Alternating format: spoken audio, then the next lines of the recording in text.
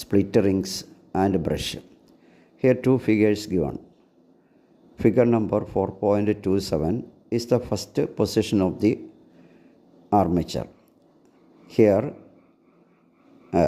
side AB of the armature is near the north pole and CD near the south pole.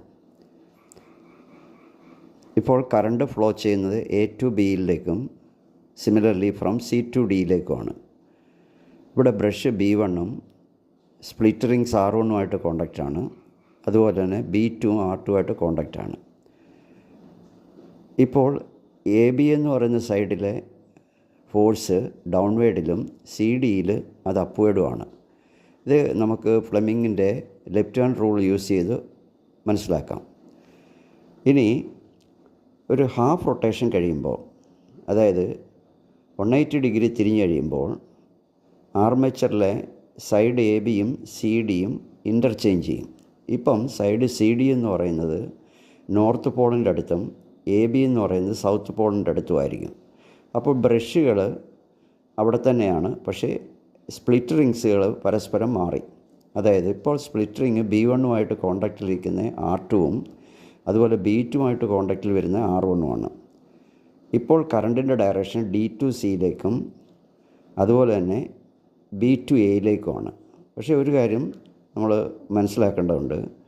North പോളിൻ്റെ അടുത്ത് എപ്പോഴും current inward ഡയറക്ഷനിലും south പോളിൻ്റെ അടുത്ത് current ഔട്ട്വേർഡിലും ആയതുകൊണ്ട് ഈ കറണ്ടിൻ്റെ direction എപ്പോഴും ഒരു പോളിൻ്റെ അടുത്ത് സെയിം ആയതുകൊണ്ട് അവിടെ ആക്ട് ചെയ്യുന്ന ഫോഴ്സ് എപ്പോഴും ഒരേ ഡയറക്ഷനിലായിരിക്കും. അതായത് നോർത്ത് പോളിൻ്റെ അടുത്ത് എപ്പോഴും ഫോഴ്സ് ആക്ട് ചെയ്യുന്ന ഡൗൺവേർഡിലും സൗത്ത് പോളിൻ്റെ അടുത്ത് ഫോഴ്സ് ആക്ട് ചെയ്യുന്ന അപ്വേർഡിലും ആയിരിക്കും.